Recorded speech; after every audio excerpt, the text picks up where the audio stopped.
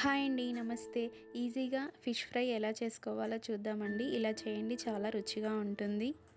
చూడండి, ఈ విధంగా ఫిష్ని మొత్తం చక్కగా క్లీన్ చేసుకొని పెట్టుకోవాలండి. ఇప్పుడు ఇందులోకి రుచికి సరిపడా కారము, హాఫ్ టీ స్పూన్ పసుపు, రుచికి సరిపడా ఉప్పు వేసుకోవాలి.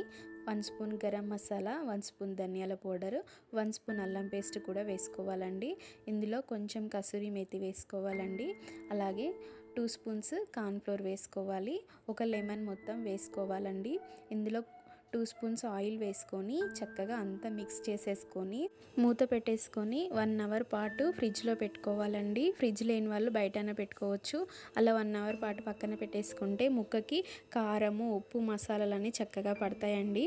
1 అవర్ తర్వాత డీప్ ఫ్రైకి ఆయిల్ పెట్టేసుకొని ఆయిల్ వేడయ్యాక ఇలా 1 పీస్ని ఫ్రై చేసుకోవాలండి. 2 సైడ్స్ ఇలా రెడ్గా అయ్యే వరకు ఫ్రై చేసుకొని ఒక ప్లేట్లోకి తీసేసుకోవడమేనండి. చాలా రుచిగా ఉంటుందండి ఫిష్ ఫ్రై. తప్పకుండా ట్రై చేయండి. మీకు ఈ వీడియో నచ్చితే లైక్ చేయండి, షేర్ చేయండి. సింపుల్ ఫుడ్ 22 ఛానల్ని సబ్స్క్రైబ్ చేసుకోండి. Thank you for watching.